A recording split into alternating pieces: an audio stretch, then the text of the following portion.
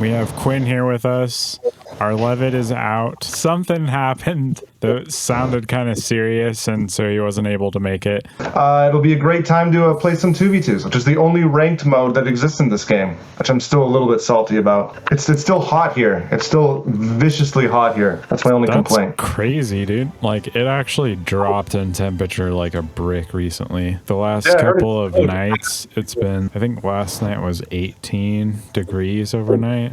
I'm not going to pan down, but I'm wearing shorts. What to send when, based on what units they have, positioning, stuff that we just weren't thinking about at all. That all matters. It makes sense that they would know all of the sends. That just seems like where it would be at the highest level of play. And so what I'm going to do is I got Wild Shroom, which means I'm going to do a heavy econ strat where I set up one Wild Shroom and that's it. And then I can barely survive the first wave as long as they don't send a snail. If they send a snail, I'm going to leak 100%. And so I'm going to leave that Wild Shroom down. I'm going to build 3 workers right off the bat. It only works with this specific unit, this Wild Shroom thing, this mushroom thing. Oh, they didn't send anything. I think this is going to be really good. Those proton things, build those further back. And the further back they are, the more damage they do. Actually not good at all up front. And so you want to send on wave 5. It's like the first good wave to send on. Send like a Brute and whatever else you can afford. Because the Brute is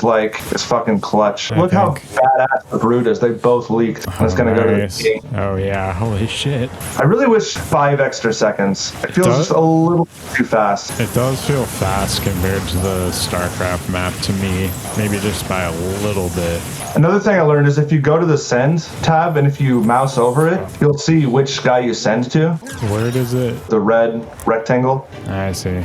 You look at like what towers they have, and if you can afford it, Four Eyes, that spider, just wrecks on wave 10, but it's kind of expensive. Yeah, if you can't go Four Eyes, Pack Leader or Safety Mole are really good. I'll be able to soften it up. Oh, you're gonna soften it up really well. Damn, dude, you made it.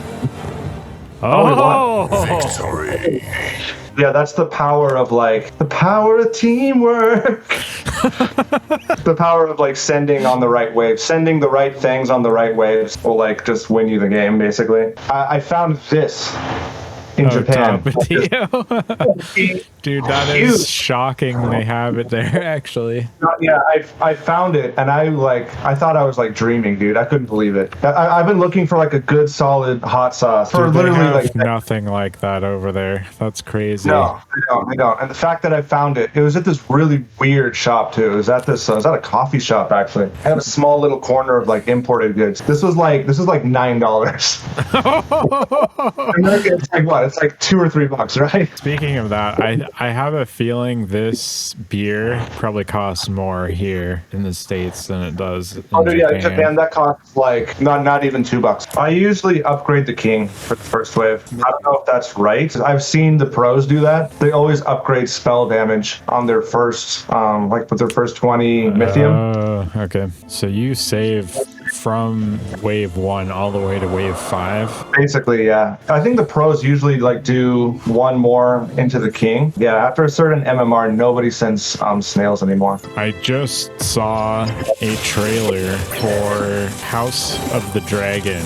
I've seen the trailer too. Dude, it's sick actually. I was actually pretty impressed. I really hope it's good with how badly they shat the bed on the end of Game of Thrones. So this is a Game of Thrones prequel. Do you happen to know, is that based on any books or no? It's based on the same books Game of Thrones is based on. I've actually read all of the books, and they talk in detail about 200 years before the main story.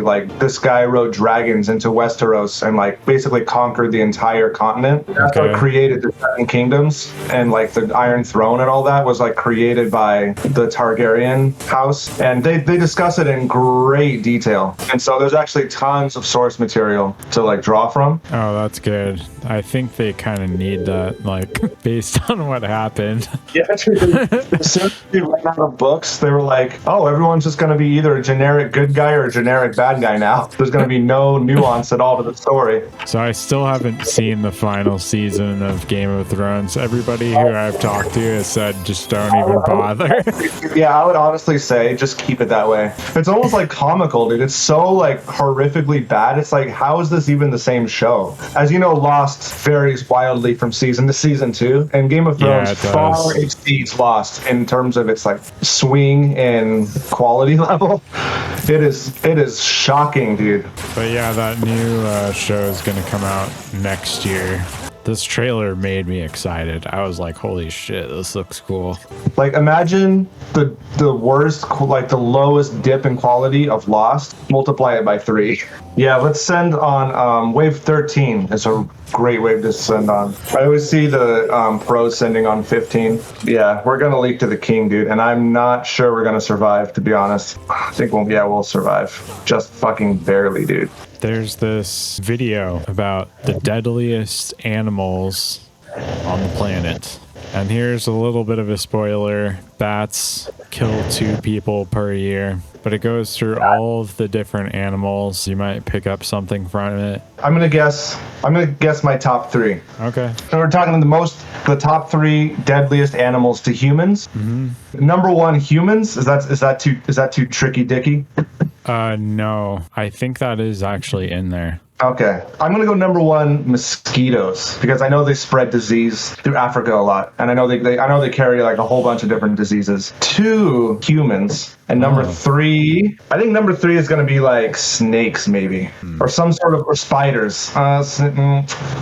Snakes. I'm going snakes. It's Regar Comparisons, so you can check that out on YouTube. We had another guest on here, Jay. Several years ago, Jay and my dad and his dad all went camping together. We got up to we went backpacking together. It was my very first backpacking trip. I think it was like a 10-mile hike, and then we got to this lake and set up camp, and it was like infested with mosquitoes, like insane amounts. The worst I've ever seen, and I've gone backpacking a lot since, and I've never seen it that bad. So literally we'd like get this fire going really big, stand right next to it, like right in the smoke, run I think it was like around the tent a couple of times, and then jump inside and then like zip it up, and that was our way of trying to get away. By the end, I think I had like, 50 mosquito bites or whatever. Jay, he had so many, they counted on his back, it was like 100 and some or whatever. He actually had to go to the hospital because he had like an allergic reaction from all the mosquito bites. They're out of the regular one, so I had to buy the Hello Kitty one. Mosquito bite medicine. Basically, if you have a mosquito bite, you just go like that, and it's done itching. Wow. I have no idea why they don't put this out in the States. It is one of the coolest things I've ever seen. It's like $5 for a tube. Here's what it looks like with the cap off. Oh, I see. Okay. So if you have a bite, you just kind of go like that. And it actually burns for the first like 5 minutes. It's actually kind of painful. It feels like it's almost like someone's holding a flame to your skin. But after that, it's like whatever poison was in the mosquito, it's just gone. Like it's just a little lump on your skin, and by the next day, it's completely gone. Yeah, dude. Nice. They both leaked. Dude, yeah, all of our brutes lived. That's really painful. Look at all that gold. Sweet, delicious gold. So then wave 7 is the next time. Shit, dude, I've just made it to 4 eyes. Oh dude, my god. Holy crap. You were like waiting till the last possible second there. Oh, dude, this might go to the king. The other guy leaked really hard. Oh, yeah, he did. Oh, nice. That's yeah. Really I sent the chest. Nice. Yeah, it's, wow, these guys are bronze 1. If it's anything like StarCraft ranking, that means they're above me. No, it's 3 is higher than 1 in this game. Dude, they're in a really good spot. This is great. They'll survive this, but they're going to be at like 20% maybe.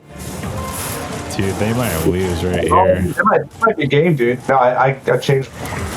Yeah, again. Oh. Yeah, dude. Boom. Dude, that was great. Nice job. So do you get to actually pick once you reroll? Yeah, like right when the game starts, you're given a choice. Like there's like 10 units total, and you choose 6. It's the same thing. One thing that all of the pros do too is when you do ascend, watch their lane. Don't watch yours. Watch their lane. I will say the song of the day real quick here. Gunship, Woken Furies. All right, have a good one.